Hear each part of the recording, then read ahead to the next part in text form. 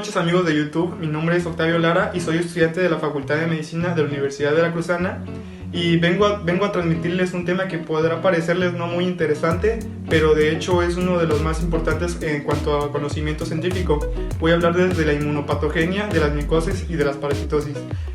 Vamos a hablar antes que nada de una ligera introducción al mundo de la inmunología, de cómo actúa el sistema inmunológico ante cuerpos extraños, como lo pueden ser cualquier microbio que va desde una bacteria, un virus, un parásito y hasta los hongos.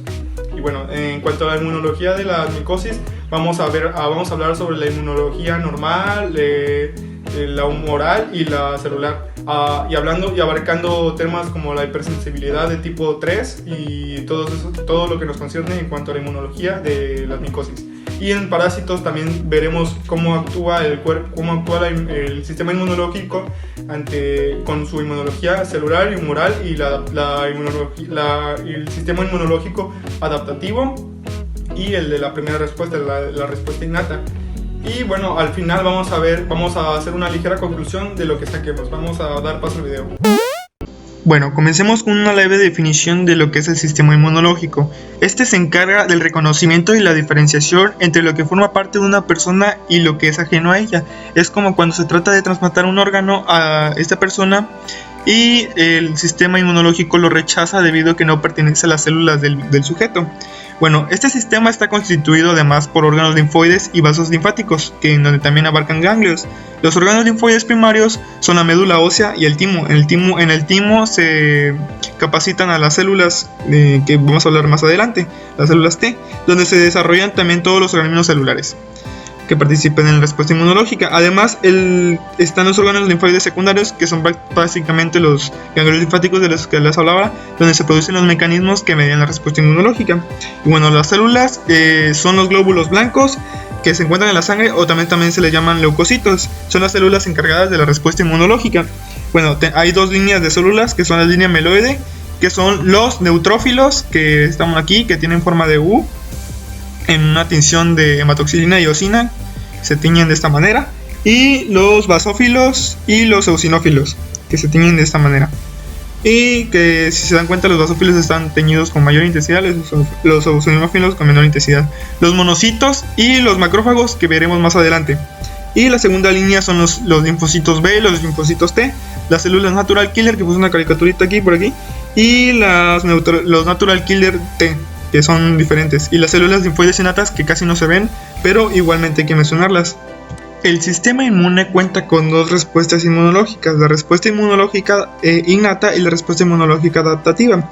Algunas diferencias entre estos dos tipos de respuesta están los tipos de receptores, la regulación de receptores y las células que participan en ellas.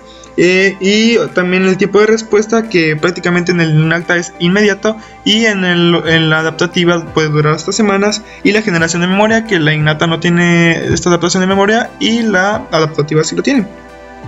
Bueno, la distinción entre las respuestas inmunológicas se da por estas 5 características que se ven en esta imagen.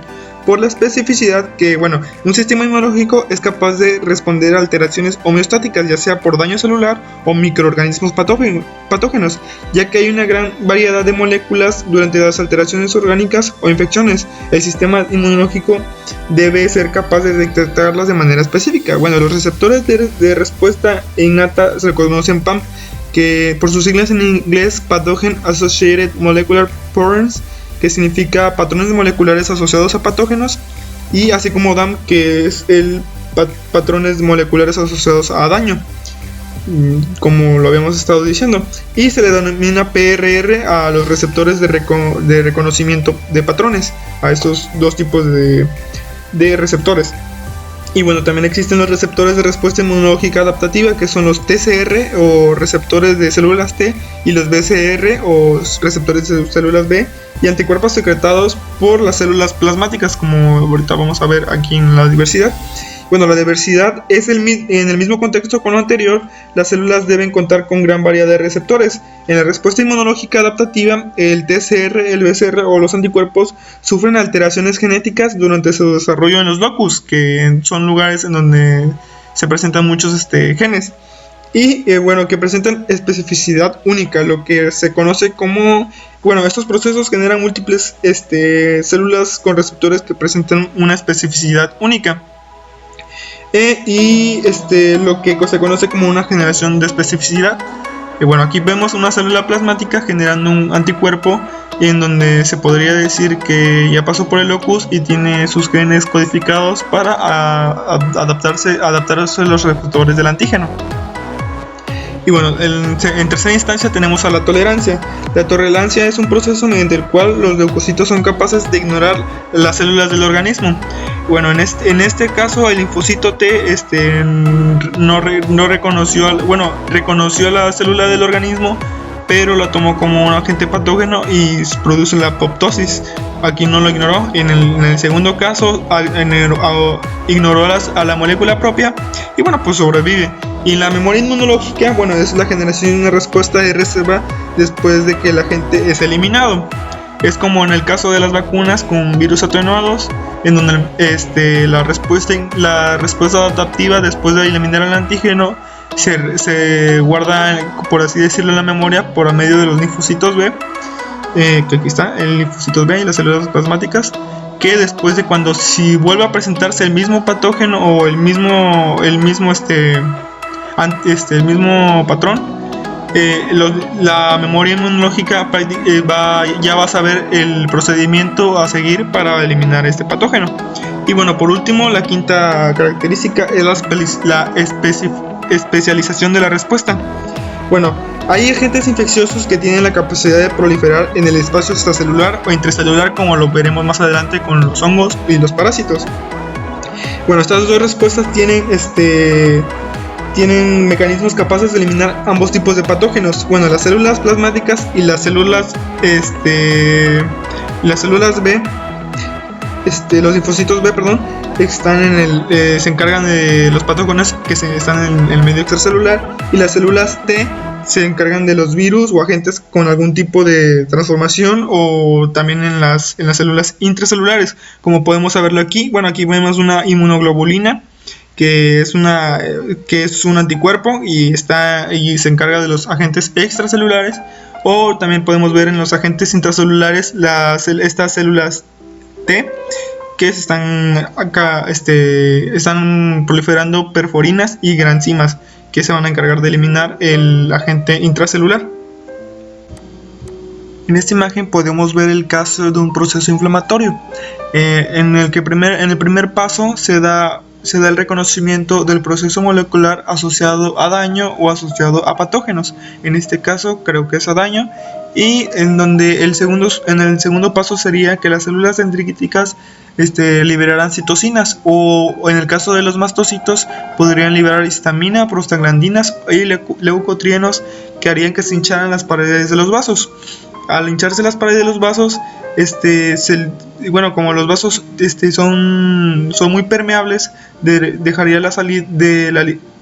proliferaría la liberación del suero y de los glóbulos rojos, y además, como los vasos también contienen glóbulos blancos, se liberarían los glóbulos blancos o las células de los glóbulos blancos, y que se darían como los macrófagos, que fagocitarían y reproducirían más citocinas para aumentar el poder de la acción de la respuesta inmunológica. Y además se estaría dando los principios de activación, que los voy a decir, que son prácticamente, en primer lugar, la eliminación de microorganismos patógenos mediante el reconocimiento de moléculas microbianas de respuesta inmunológica innata.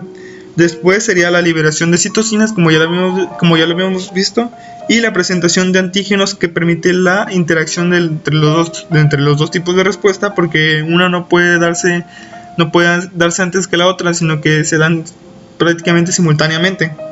Y la activación de los mecanismos de la respuesta adaptativa altamente específicos, como la presentación de antígenos y ese tipo de cosas.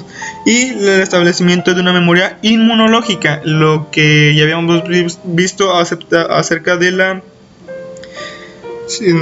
hace rato. Y también va a haber un mecanismo de tolerancia contra antígenos propios, esto aunado a todo el proceso. Para terminar la introducción, quiero hablarles de las hipersensibilidades. Bueno, estos hipersensibilidades hay de 4 tipos.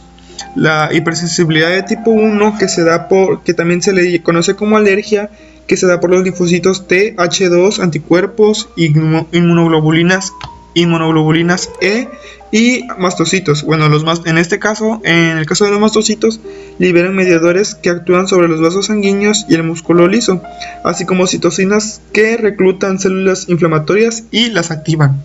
Y bueno, aquí tenemos el mecanismo inmunitario, que también puede ser por la producción de anticuerpos e inmunoglobulina E, la liberación inmediata de aminas, o activas y mediadores. Bueno, aquí está. Y también la hipersensibilidad mediada por anticuerpos o de tipo 2. Bueno, esto se debe a que anticuerpos como las inmunoglobulinas G o las inmunoglobulinas M son secretados, se unen a antígenos fijados a la superficie celular o tisular. Los anticuerpos dañan las células al promoverse su fagocitosis y dañan los tejidos mediante la inducción a una inflamación. Y también tenemos la hipersensibilidad mediada por inmunocomplejos de tipo 3. Bueno, en este caso los anticuerpos anticuerpos inmunoglobulina G y M se unen a los antígenos y habitualmente esto se da en la circulación y forman complejos antígeno-anticuerpo que se depositan en los lechos vasculares inducen inflamación. Entonces los leucocitos que se depositan, los leucocitos producen daños tisulares mediante enzimas lisosómicas y radicales libres citotóxicos. Y la hipersensibilidad de tipo 4. Bueno, que estas son mediadas por linfocitos T. Se debe sobre todo a respuestas inmunitarias en los que los linfocitos T de los subgrupos TH1 y TH17 producen citocinas que inducen inflamación y activación de neutrófilos y macrófagos, que son la respuesta de la lesión tisular. Bueno, es importante abarcar estos temas de la hipersensibilidad porque se dan sobre todo, lo vamos a ver mucho en la respuesta a las micosis y también en la respuesta a las parasitosis y bueno, era importante saberlo. Vamos con hongos. Bueno, en la inmunología de las infecciones fúngicas vamos a tener la inmunidad natural, humoral y celular. Iniciamos con la natural. Bueno, los humanos tienen en su repertorio mecanismos innatos frente a hongos.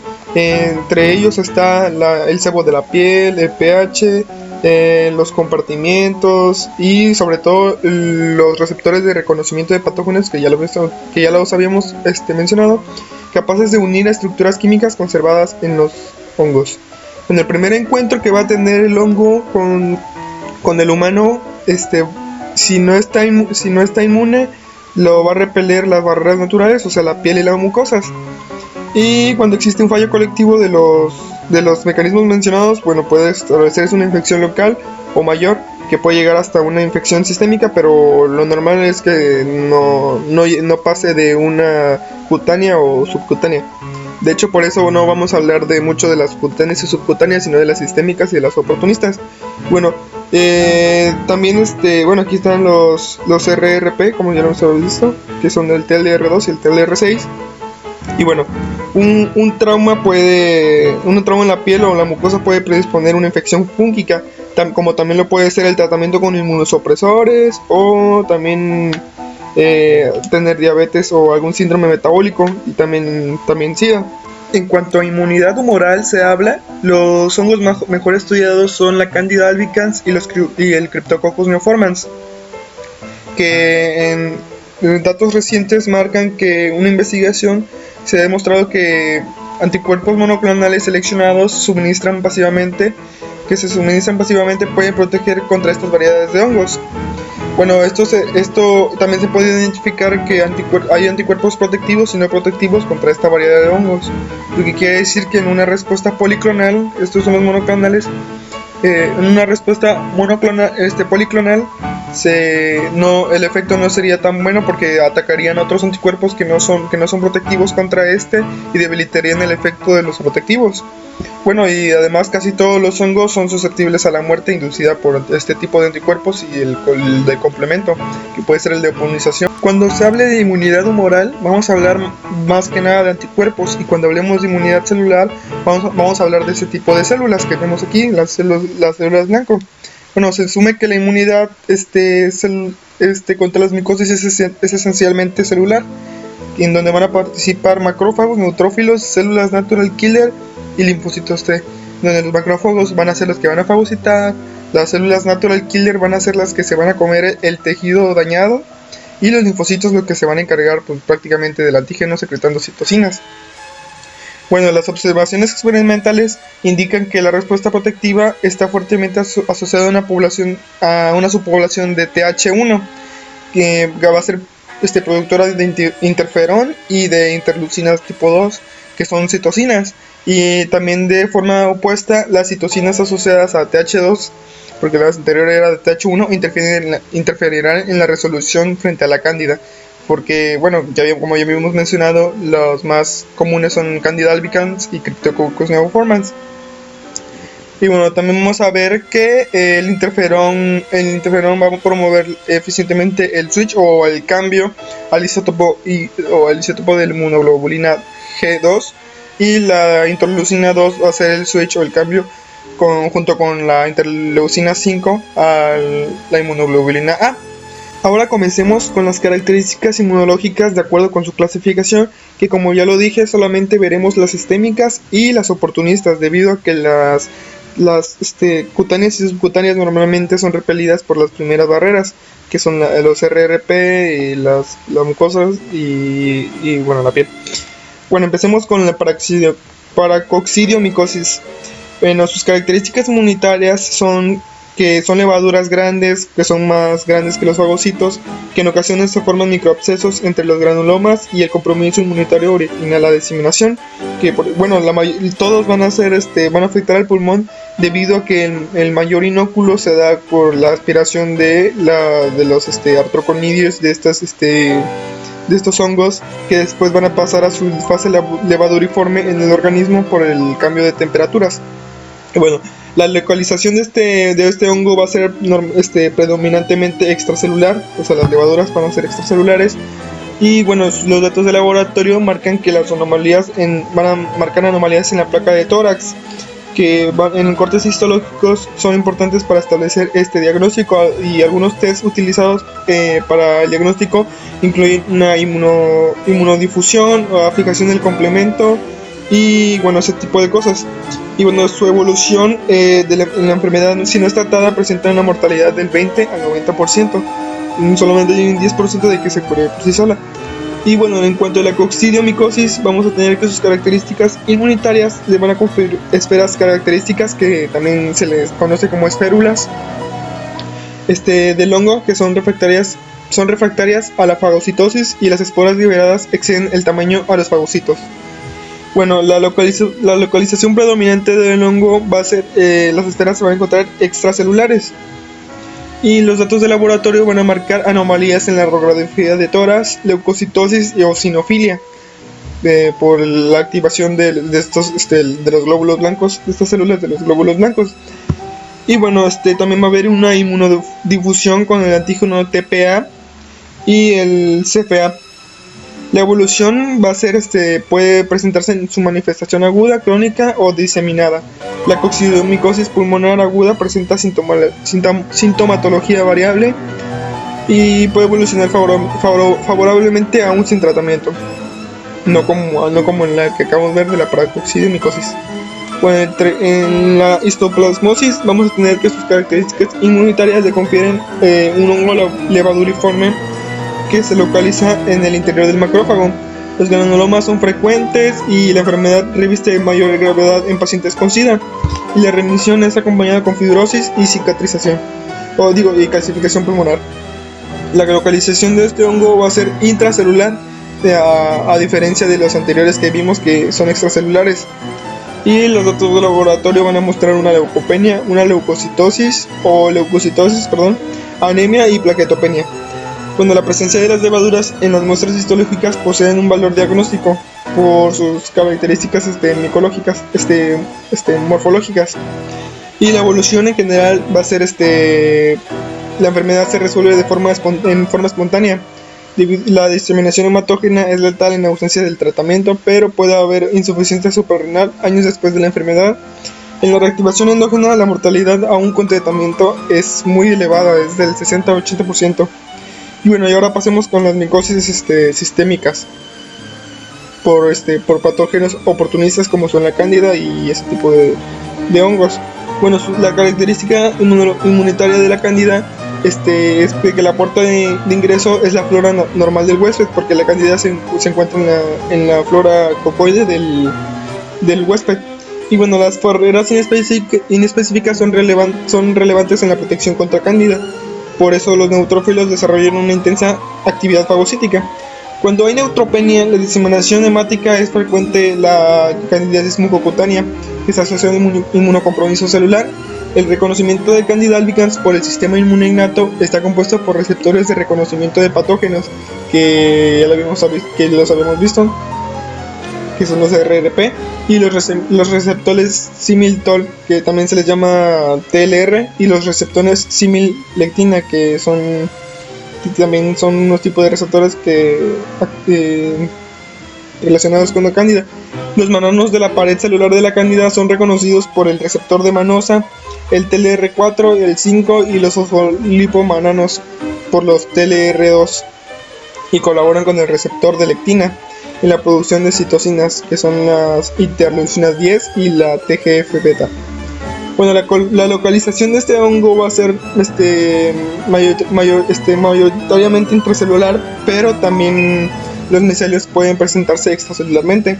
Los datos de laboratorio muestran una leucocitosis, y el diagnóstico se establece a partir de la presencia de ligaduras en muestras biológicas.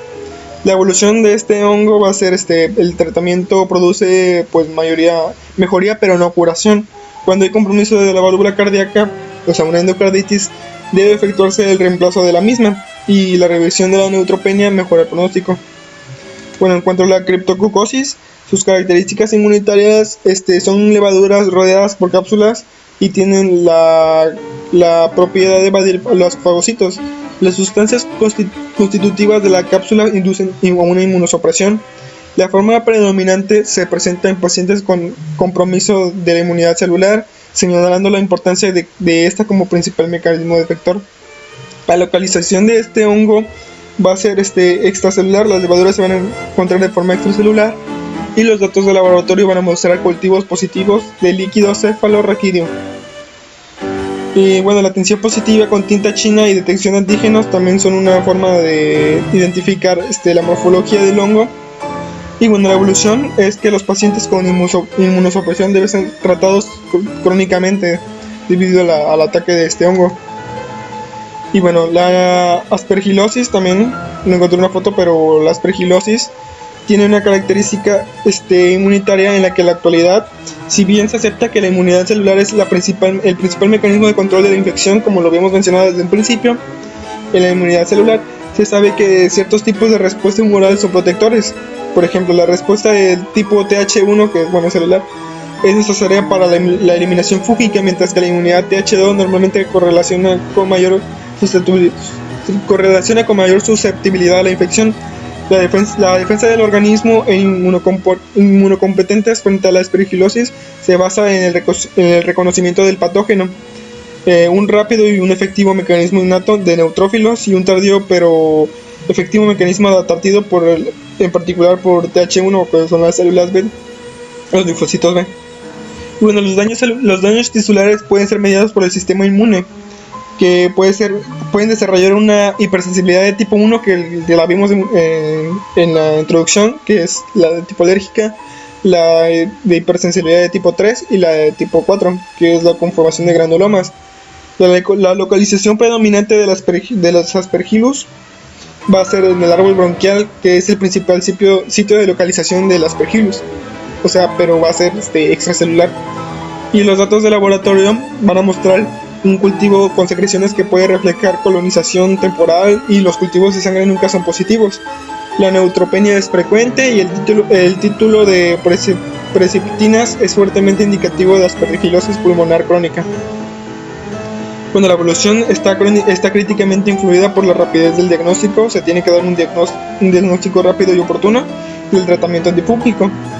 Y bueno, ahora sí, la neumocitosis las características inmunitarias, tanto la humoral como la celular, intervienen en el control de la infección, no que en la mayoría de los casos es la celular que se encarga de la mayoría de todo.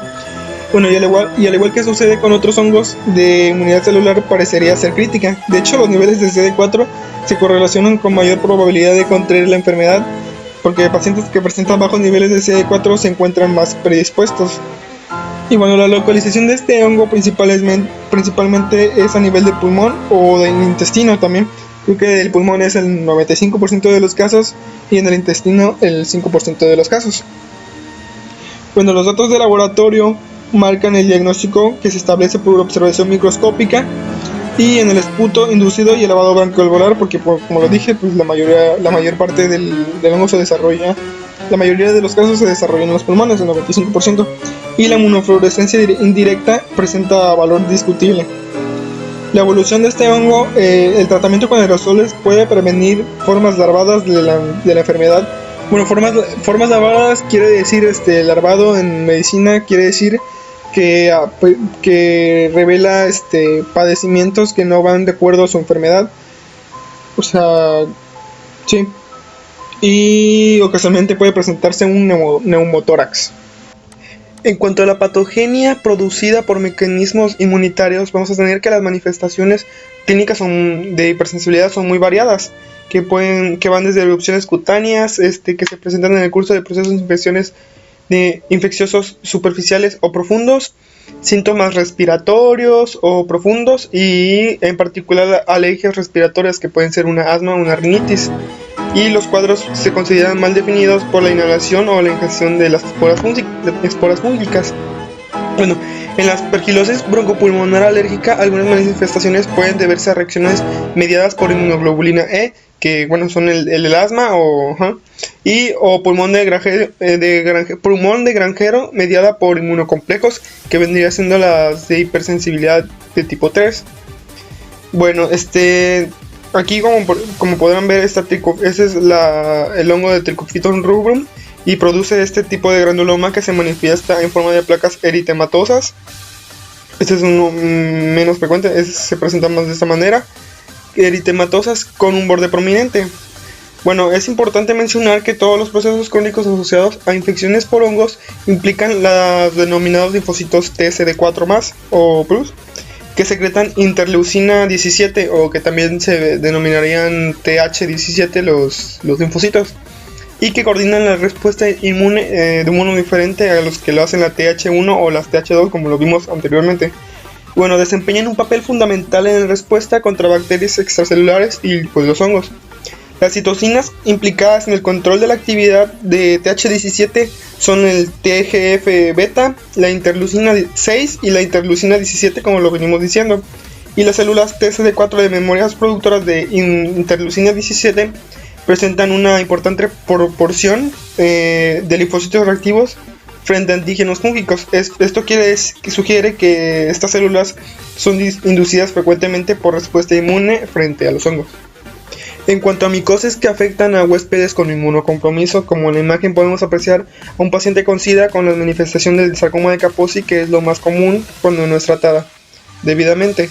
Bueno, el paciente inmunocomprometido se caracteriza por el déficit selectivo en sus mecanismos de defensa específicos o inespecíficos.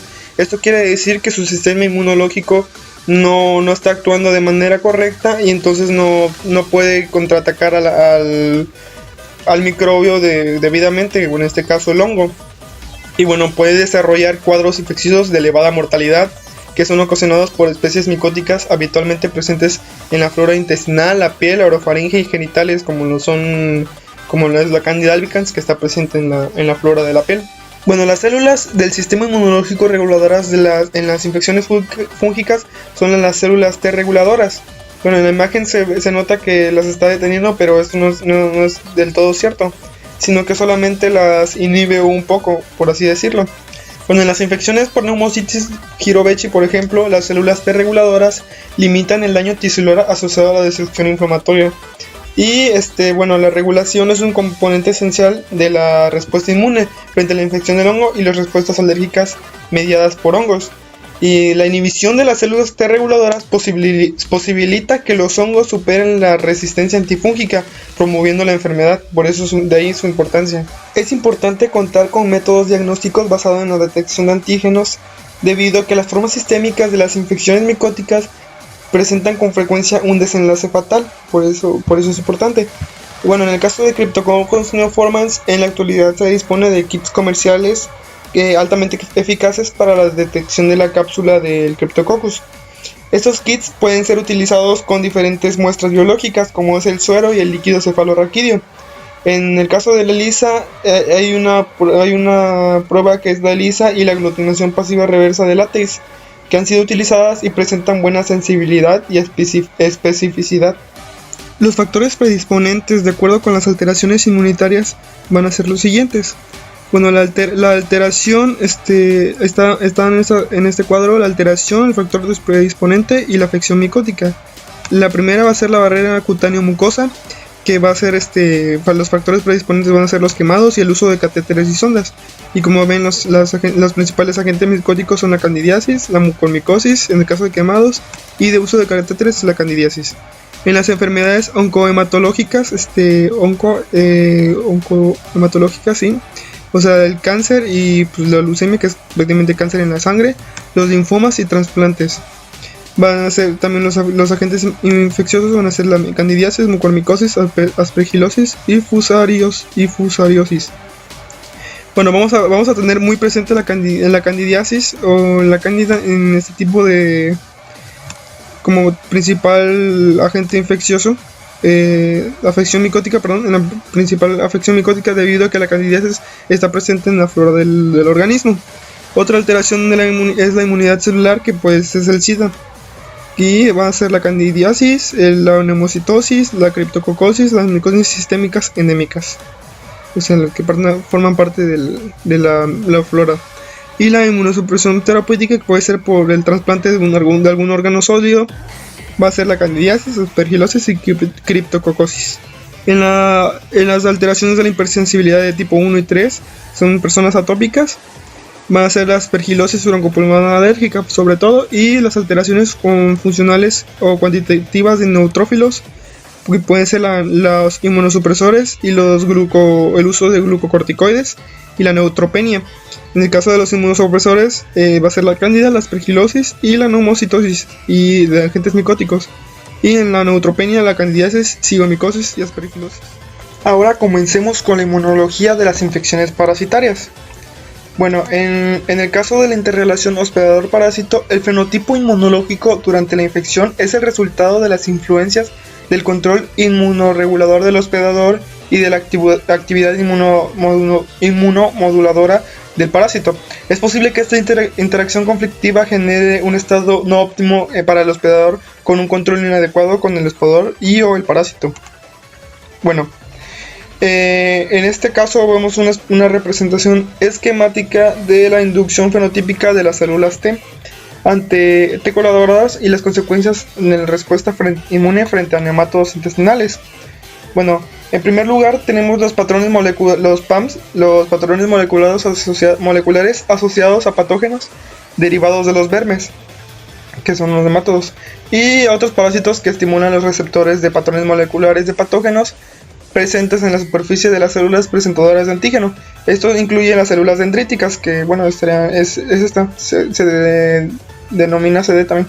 Las CD activan o desencadenan la diferenciación linfocitaria, que está en este paso. Y después los diferentes PAMs activan la CD, que a su vez influyen sobre la dirección que adopta la diferenciación linfocitaria de TH1 o TH2, que aquí está. Continuamos con las células específicas del sistema inmunológico en las enfermedades parasitarias. Bueno, las células son las siguientes, que van de TH1, TH2, TH17 y TH reguladoras, que vienen del timo. Bueno, los estudios de las enfermedades parasitarias han contribuido con la mejor correlación in vivo de la división linfocitaria T en dos tipos, que son es el caso de TH1 y TH2. Bueno, las células de TH1 se caracterizan por un perfil de secreción de citocinas consistente en interferón y interleucina 2 y linfotoxina, y se encuentran asociados a respuestas inmunes mediadas por células, la activación de macrófagos, hipersensibilidad retardada.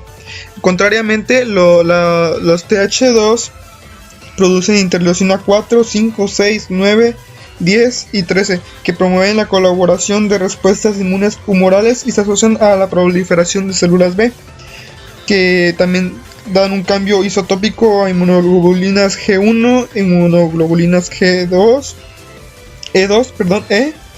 inmunidad de mucosas, estimulación de mastocitos, proliferación de eosinófilos y facilitación de la producción de inmunoglobulina A. Bueno, este concepto se ha extendido a un gran número significativo de modelos bacterianos, fúngicos y virales. Sin embargo, los parásitos poseen una serie de características que los hacen particularmente proclives a producir respuestas inmunes polarizadas. Bueno, en primer lugar, tienden a producir infecciones crónicas debido en parte al aumento de la complejidad genómica correlacionada con la coevolución del huésped parásito. Y 2, poseen múltiples estadios de desarrollo. 3, presentan en tercer lugar, presentan varias variaciones antigénicas dentro de un mismo estadio en algunos casos. Y 4, utilizan las células huésped como vía de escape del sistema inmune. Y por último, se localizan en diferentes compartimientos. Bueno, los gelmintos se localizan extracelularmente tanto en mucosa como en tejido. En consecuencia, los antígenos son presumiblemente adquiridos del espacio intracelular por medio de CPA profesionales, células presentadoras de antígenos profesionales, para ser presentados a los linfocitos T CD4. Bueno, en el caso de los TH17, son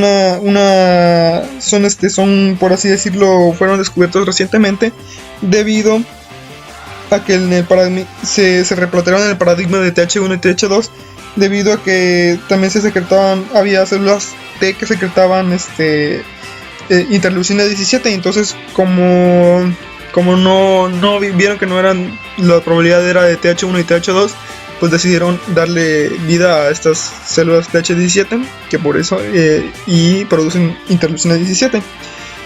Bueno, el papel también de la interleucina 23, que también secretan las TH17, está en la defensa de los patógenos, que no se conoce de manera adecuada. Pero datos recientes sugieren que tanto la interleucina 12, que también produce el TH17, y la interleucina 23 tienen respuestas diferenciadas, que ambas son relevantes frente a infecciones parasitarias. Otra citocina que producen es la interleucina 27, que regula la producción de interleucina 17 característicamente. En algunas infecciones por protozoarios, en modelos experimentales infectados por Toxoplasma gondii o Trypanosoma cruzi, que carecen del interleucina 27, se producen citocinas proinflamatorias que desencadenan una respuesta inflamatoria letal.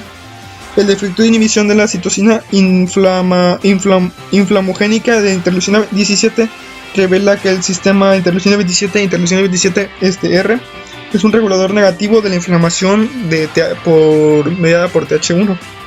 Bueno, en el caso de las células T reguladoras, el escenario fenotípico de inmunitario incluye, además de los TH1, TH2 y los TH17, a las células T reguladoras. Las células T reguladoras, que originalmente se denominaban células supresoras, se agrupan en 3 tipos celulares. Son las células TR, las TR1 y las TR3.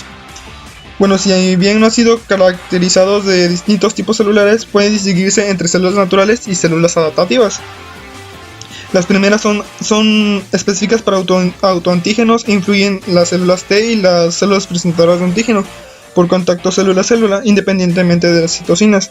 Y las células T reguladoras adaptativas son inducidas en la periferia y son específicas para tejido específicas y antígenos exógenos, y poseen la capacidad de influir sobre otras células por contacto célula-célula y citocina. Bueno, básicamente se encarga de regular la acción de todas estas células que ya vimos, que es la TH1, la TH2 y la TH17 en su presentación, y la regulación de la producción de citocinas, que ya hemos visto, las interleucinas y ese tipo de cosas.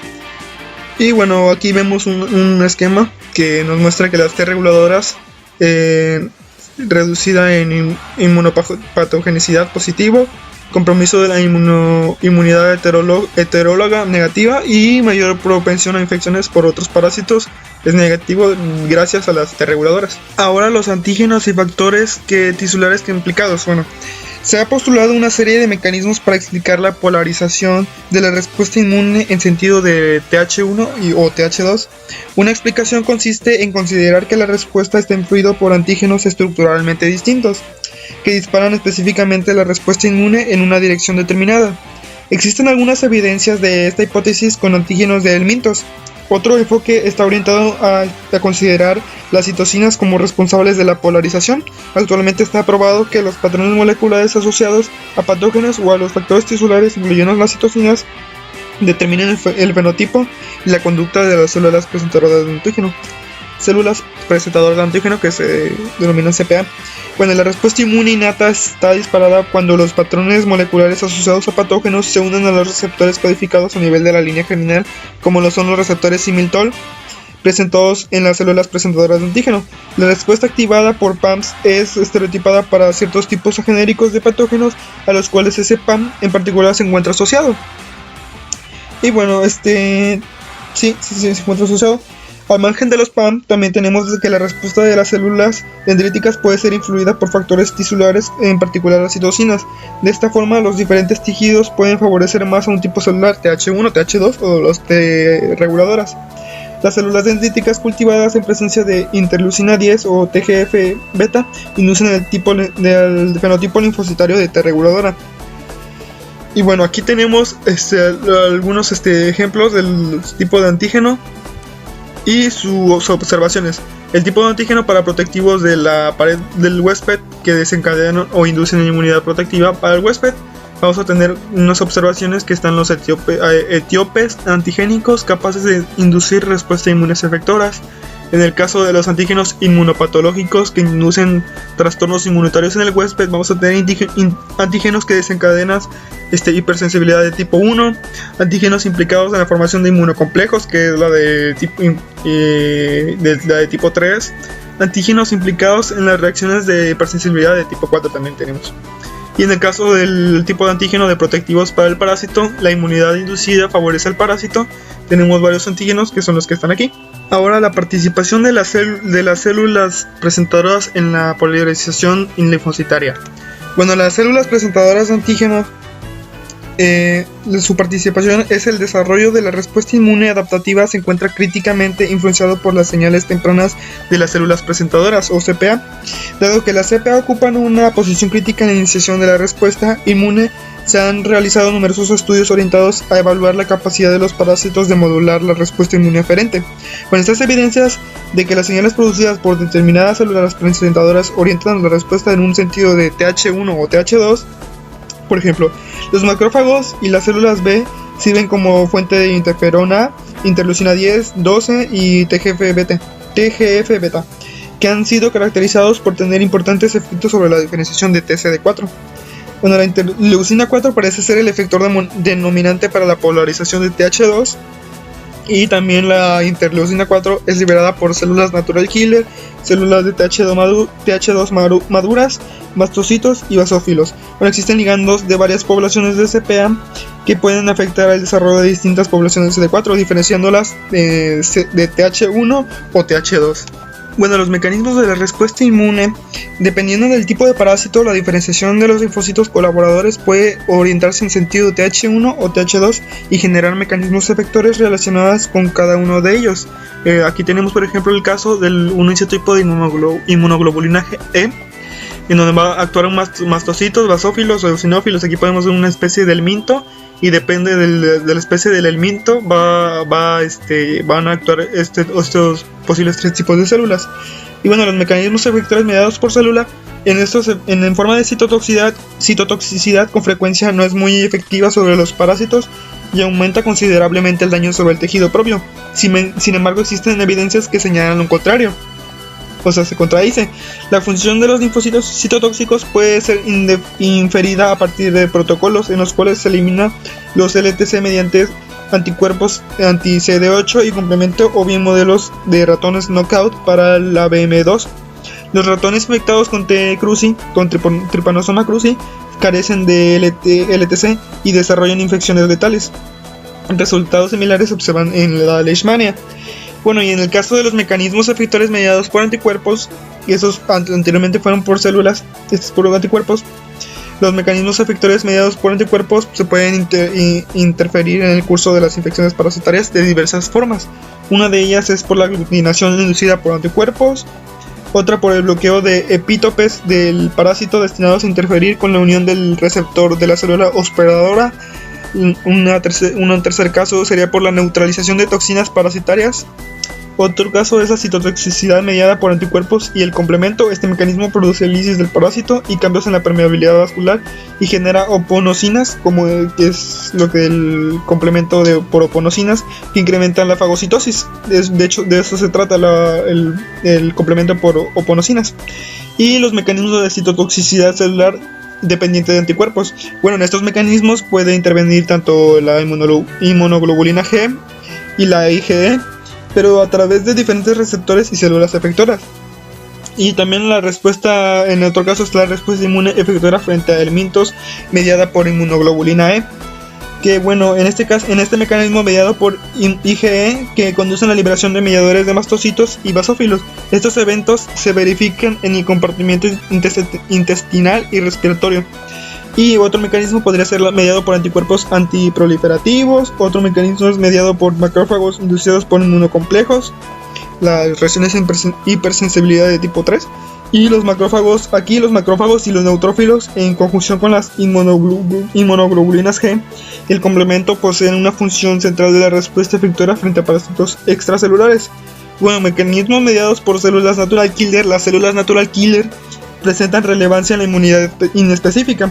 Si bien la función de natural killer se asocia frecuentemente a la inmunidad frente a tumores y células infectadas por virus, se ha comunicado que su actividad frente a Trypanosoma cruzi y también para Plasmodium y Toxoplasma gondii.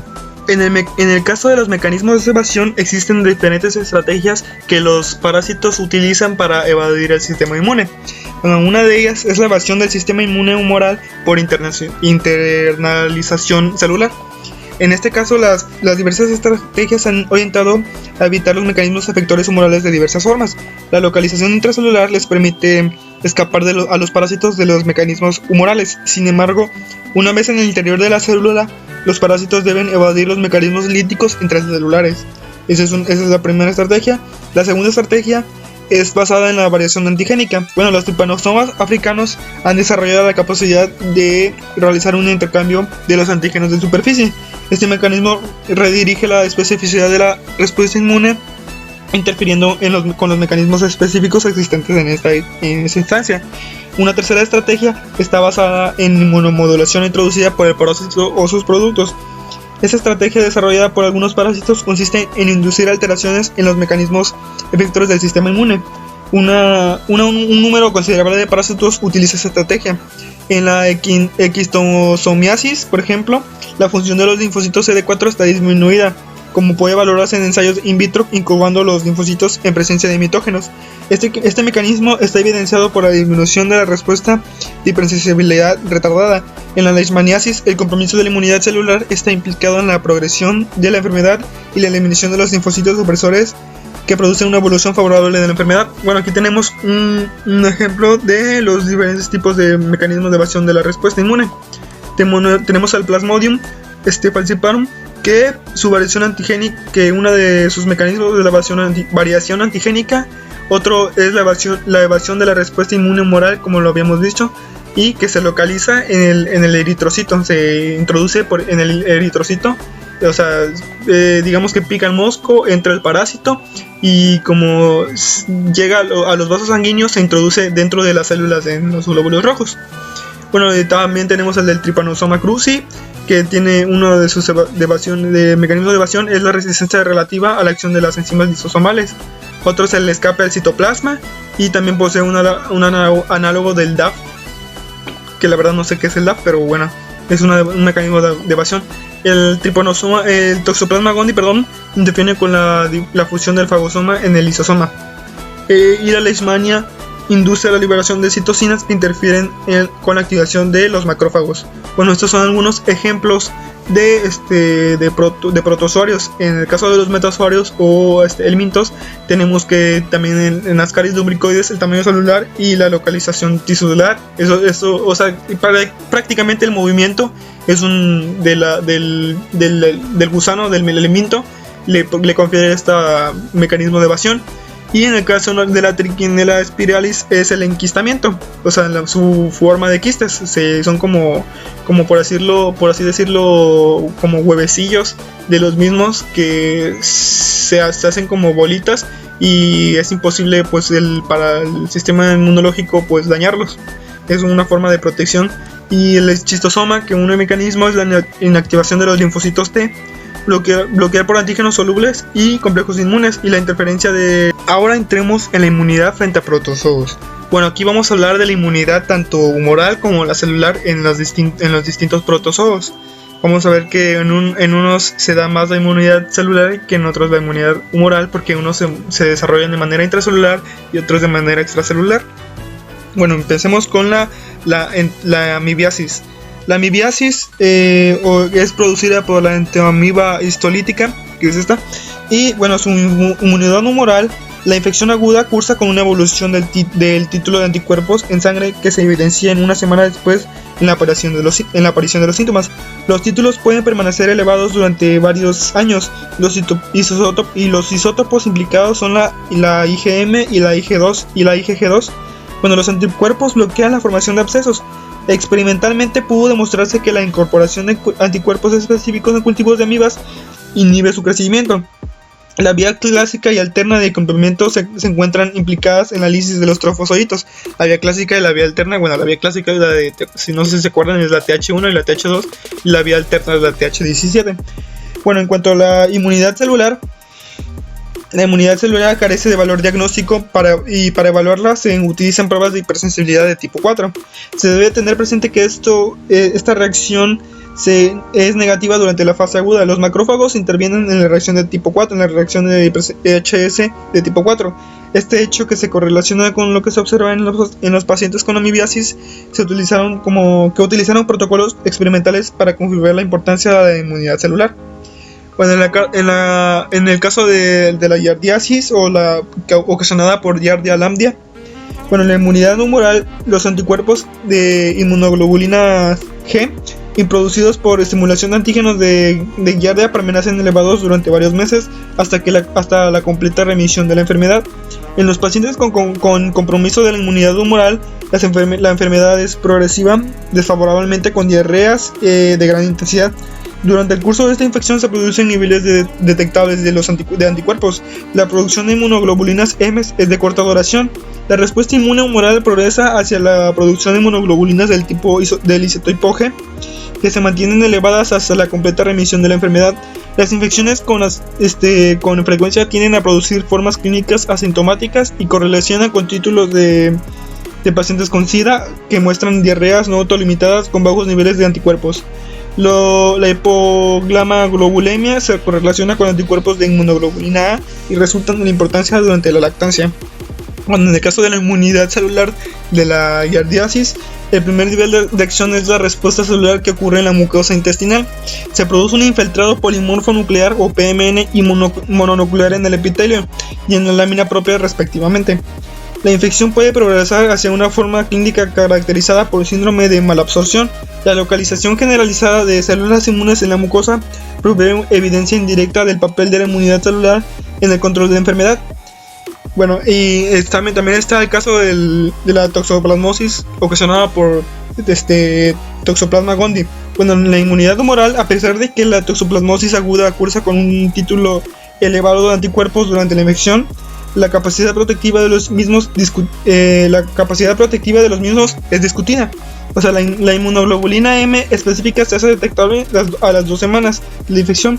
La aparición de la inmunoglobulina G es posterior a la de la M.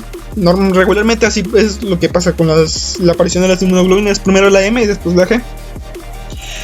con un pico máximo a los 2 meses que decrece latentemente. Si bien la inmunoglobulina M se utiliza con frecuencia como marcador de infección aguda, las técnicas actuales han permitido comprobar que la inmunoglobulina M es detectable durante meses o años posterior a la infección.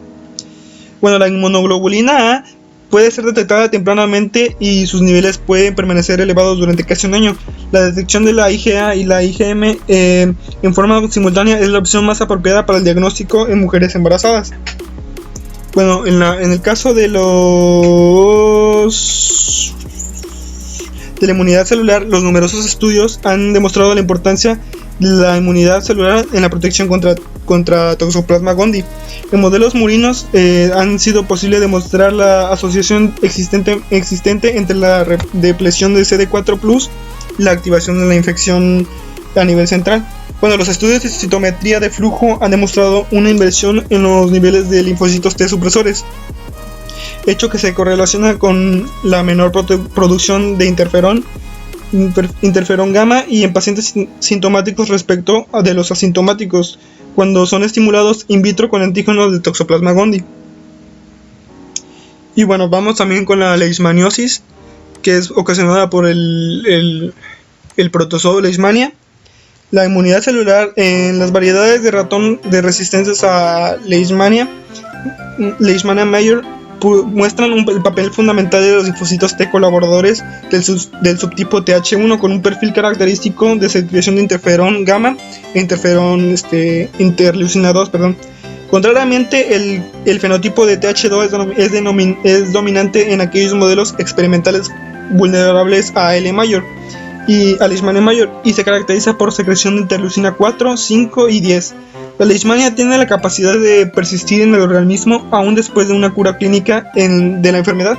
Este hecho brinda la posibilidad a los inmunólogos de estudiar los requerimientos necesarios para el mantenimiento de la memoria inmunológica. Bueno, la infección por Leishmania ilustra la importancia de la respuesta inmune celular en la inmunidad protectiva. Bueno, cuando en el caso de Leishmania, el blanco predilecto de Leishmania es el macrófago. Cuando el macrófago se encuentra con un agente invasor, lo ingiere y lo almacena en vacuolas. Estas vacuolas se fusionan con otras estructuras subcelulares denominadas lisosomas que contienen enzimas proteolíticas. Estas enzimas destruyen un número elevado de microorganismos.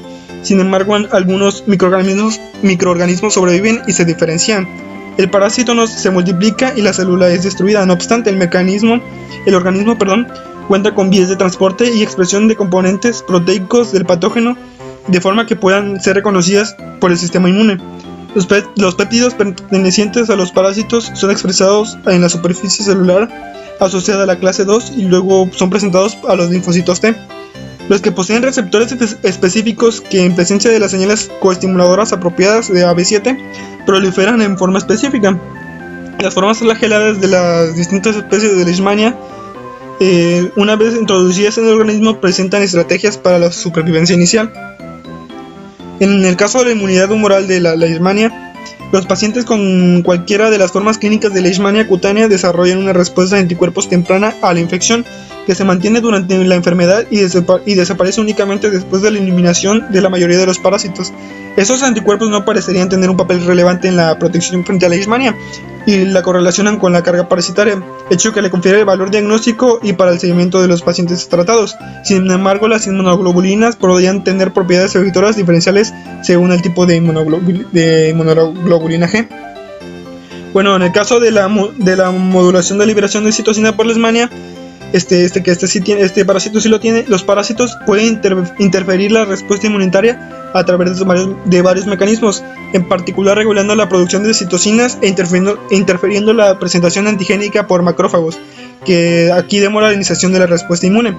La infección de macrófagos con Leishmania donovani, por ejemplo, vuelve a las células parasitadas refractarias a la activación por interferón gamma. La interferencia de la acción del interferón gamma se manifiesta en la disminución de la expresión de MHC2 en la superficie del macrófago. Las acciones de interleucina 12 es de gran importancia en las etapas tempranas de la infección, estimulando la citotoxicidad mediada por células natural killer, aumentando la producción de interferón gamma por las mismas. Bueno, ahora vamos a ver la tripanosomiasis, que es causada por Trypanosoma cruzi. La inmunidad humoral durante la etapa inicial de la infección aguda, las inmunoglobulinas dominantes son la IgM y la IgA, que en otros casos hemos visto que es por IgM y IgG.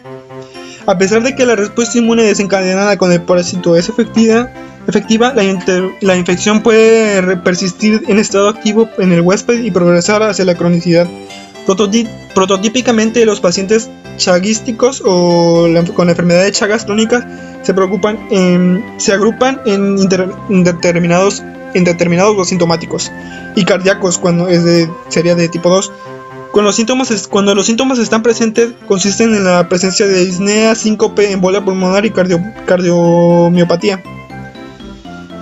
Bueno, en el caso de la inmunidad celular, en forma similar a lo mencionado para toxoplasmosis, la inmunidad celular tiene un papel importante en los mecanismos de control relativo de la enfermedad y particularmente en los mecanismos de daño celular. La transferencia de células T de un ratón crónicamente infectado a uno sano induce daño del tejido cardíaco. En forma similar a lo descrito para la Toxoplasma gondii, en la infección chagásica, es posible observar una disminución en la respuesta inmune celular. Las complicaciones a nivel central han sido descritas en numerosos pacientes con SIDA, particularmente la meningoencefalitis difusa. En pacientes que no presentan SIDA, la meningoencefalitis es muy poco frecuente y solo se ha descrito en pacientes menores de 4 años. Bueno, la enfermedad de Chagas también puede presentar como blanco el tejido cardíaco produciendo miocarditis, dado que el número de linfocitos de estirpe CD4+ está reducido en pacientes con SIDA. Es probable que la reactivación sea una consecuencia de ello. Bueno, ahora vamos a ver lo de la malaria, que es causada por Plasmodium falciparum sobre todo. Y vamos a ver su inmunidad humoral. Esta es dada por la transferencia adoptiva de un suero inmune que se ha demostrado ser eficaz en el control de la infección. Bueno, las inmunoglobulinas maternas protegen al neonato y la progresión de la enfermedad no guarda relación con los niveles circulantes de inmunoglobulinas. Durante la infección puede depositarse inmunocomplejos a nivel renal. Y la inmunidad celular, vamos a tener que en modelos animales está claramente demostrada la importancia de la inmunidad celular en el caso del Plasmodium falciparum. Bueno, en el humano intervendrían mecanismos T dependientes e independientes durante la respuesta inmune. La fase eritrocítica del ciclo de vida del plasmodio induciría la respuesta inmune humoral.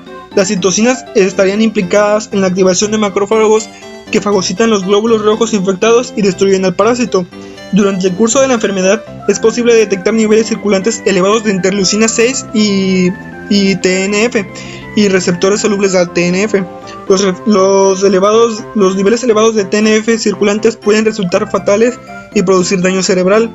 A pesar de ser una citocina de gran importancia en la producción del huésped, en particular por su papel en la respuesta inmune, el TNF induce la liberación de NO y aparte de su efecto de protector, estaría mediado por este mecanismo debido a su papel inmunoregulador. En el transcurso de la enfermedad se produce un aumento de la susceptibilidad a otras infecciones. Existen evidencias de una mayor propensión a contraer infecciones bacterianas, pero también se han descrito infecciones virales latentes, hecho que ha contribuido a la inmunosupresión. La respuesta inmunitaria frente a protozoarios no es totalmente efectiva ni protectiva. La patogenia por mecanismos inmunitarios, vamos a tener el mecanismo de daño celular. Bueno, tengo esta tabla que nos muestra los tipos de mecanismo de daño celular y la enfermedad parasitaria en cuestión. Bueno, en el caso de la malaria vamos a tener del mecanismo de daño celular el síndrome nefrótico, la nefromna en el riñón. Este daño está mediado por inmunocomplejos, que es las reacciones de hipersensibilidad de tipo 3. Tenemos también otro tipo de daño que es la anemia, el daño mediado por anticuerpos, que es la reacción de hipersensibilidad de tipo 3. Y en el caso de la enfermedad de Chagas vamos a tener el mecanismo de daño una miocarditis y que está mediada por las reacciones de hipersensibilidad de tipo 3. En el caso de la leishmaniasis, vamos a tener un daño mediado por células, que va a ser la reacción de hipersensibilidad de tipo 4, y el daño mediado por inmunocomplejos, que es la de tipo 3. Bueno, y la eschistosoma, eschistosomiasis, vamos a tener un mecanismo de daño dependiendo de la especie. Vamos a tener un daño mediado por células que es la de tipo 4, o la de inmunocomplejos, que es de tipo 3, y también daño por anticuerpos, que es la de tipo 2. Y ya incluso vamos a poder tener una anafilaxia, que es la de tipo alérgica, la de tipo 1, y también una formación de granulomas. Todo esto dependiendo de la especie. Y bueno, vamos a tener una filariasis, que vamos a tener que el mecanismo de daño tisular es una elefantiasis, del crecimiento normal de una extremidad o alguna parte del cuerpo. Este daño está mediado por células, que es de la hipersensibilidad de tipo 4, y puede dar paso a una anafilaxia, que es de la de tipo alérgica o la de tipo 1. Una toxocariosis también se puede dar, y el mecanismo de daño tisular es mediado por la hipersensibilidad de tipo 1 o la de tipo alérgica. Y en la equinococosis también vamos a tener una reacción de anafilaxia, que puede ser la de tipo alérgica, la de hipersensibilidad de tipo 1. Bueno, también vamos a tener las parasitosis en diferentes tipos de inmunocompromiso, de compromiso inmunitario. Vamos a tener en esta tabla que vamos a tener los parásitos, el tipo de inmunocompromiso más frecuente y las manifestaciones clínicas que presentan. Vamos a tener que la Strongyloides stercoralis, bueno, vamos a tener también aquí, van a estar protozoarios y metazoarios, o sea, elementos y protozoarios. Vamos a tener que de la Strongyloides stercoralis vamos a tener el tratamiento por glucocorticoides, va a ser un tipo de inmunocompromiso más frecuente, el retrovirus linfotrópico de células T del humano, que de tipo 1. Y las manifestaciones clínicas, vamos a tener una hiperinfección asociada con sepsis o meningitis, una morbilidad y una mortalidad muy elevadas. Bueno, las Strongyloides stercoralis, pero con menor frecuencia, se van a hacer por neoplasias hematopoyéticas en tratamientos con IS y enfermedades reumáticas con tratamiento de IS. Hipogama-globulemia congénita y adquirida, y las manifestaciones clínicas van a ir desde una infección diseminada a eosinofilia ausente. En el caso del Toxoplasma gondii, el tipo de inmunocompromiso más frecuente van a ser neoplasias hematopoyéticas del tratamiento con inmunosupresores. IS significa inmunosupresores. AR en tratamiento con anti-interferón de tipo alfa. Las manifestaciones clínicas van a ser por reactivación, desde un síndrome febril hasta una toxoplasmosis cerebral. La leishmania, los tipos de inmunocompromiso van a ser el SIDA, las neoplasias y el tratamiento con linforeticulares, trasplante renal del tratamiento con glucocorticoides. Y las manifestaciones clínicas van a ser una leishmaniasis visceral. La Trypanosoma cruzi, bueno, vamos a tener las neoplasias linforeticulares con inmunosupresores, trasplante renal, cardíaco y de tipo MO. Y las manifestaciones clínicas van a ser por reactivación meningoencefalitis o miocarditis aguda, y las manifestaciones dermatológicas que se presentan. Y en el Plasmodium, pues no va a haber un tipo de mecanismos de compromiso específico, pero puede ir desde, bueno, los que ya hemos visto, una neoplasia, un SIDA o el tratamiento con glucocorticoides. Y las manifestaciones clínicas pues no se han descrito muy bien, pero como es por Plasmodium, pues es el clásico Plasmodium falciparum que produce el dengue. Vamos a tener pues no sé, actualmente cuando se habla de dengue se habla de la fiebre quebrantahuesos, que vamos a tener podría ser una fiebre, un dolor articular, astenia, dinamia, dolor articular y todo ese, artritis y todo ese tipo de cosas. Y la Cristosporidium, vamos a tener que el tipo de inmunocompromiso más frecuente es el SIDA, los pacientes neutropénicos, los trasplantes de órganos sólidos y de tipo MO, y las ID primarias de anticuerpos y las SID. Bueno, las enteritis prolongadas severas y compromiso cerebral son algunas de las manifestaciones clínicas que va a tener la Cristosporidium. Y bueno, de aquí los más que se podrían decir importantes es la Microsporidia, que también se podría dar por un tipo de inmunocompromiso de tipo de trasplante de órganos sólidos como el corazón, hígado, pulmón y páncreas, y de tipo MO. Y vamos a tener que manifestaciones clínicas así que se podrían ver sería diarrea, una neumonitis y una encefalitis. Bueno, ahora vamos a ver el serodiagnóstico de las parasitosis.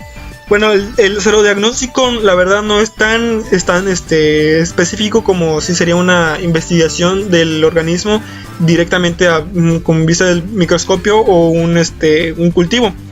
Pero lo que sí sería un diagnóstico, o sea, el diagnóstico no sería tan eficaz, pero un buen diagnóstico sería bueno con una prueba de Western blot, que es la electrotransferencia de proteínas seguidas de incubación con anticuerpos específicos, que permite la discriminación entre epítopes exclusivos de aquellos que no lo son.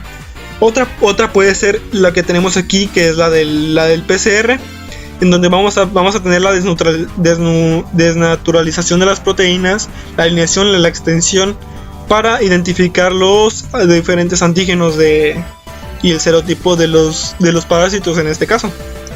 Pero bueno, en general no es muy efectiva este tipo de serodiagnóstico. Es mejor verlo al microscopio. Y bueno, ya para terminar, porque este era el último tema, bueno, podemos decir que el sistema inmunológico se podría equiparar a lo mismo de que un ejército que se prepara para lidiar contra un enemigo, que puede ser, pues no sé, desde otra nación o un monstruo o algo así, que podría ser el caso de las micosis o de las parasitosis. Bueno, en este ejército pues vamos a tener distintos tipos de líneas enemigas, de líneas amigas, perdón, que van desde la primera línea, que son las células blancas, luego las factor humoral, que podrían ser los anticuerpos, ese tipo de cosas. Y bueno, hay un montón de soldados que van a ser diferentes, que van de los linfocitos, los macrófagos y ese tipo de células que van a tratar de lidiar contra contra el enemigo, que son los hongos o los parásitos en este caso. Y van a tener un montón de órdenes que seguir y de un ordenamiento para tratar de eliminar a este enemigo en cuestión, que va a ser desde la presentación, desde la PAMP o la DAMP, que ya lo pudimos ver cómo era, de que si es por un patógeno o por si es daño. Desde ahí ya es una primera orden. Después van a venir los linfocitos, y en primer caso pues van a hacer la liberación de citocinas, y después van a dar el ordenamiento del que se proceda. Y bueno, básicamente ese es lo más básico pues de lo que pude explicar del sistema inmunológico. Pues espero que les haya ayudado, y pues eso sería todo. Las bibliografías las voy a dejar en la parte de la descripción, porque pues aquí no estaría tan bien, y ahí la pueden ir a checar, sí, todo. Bueno, muchas gracias y hasta luego.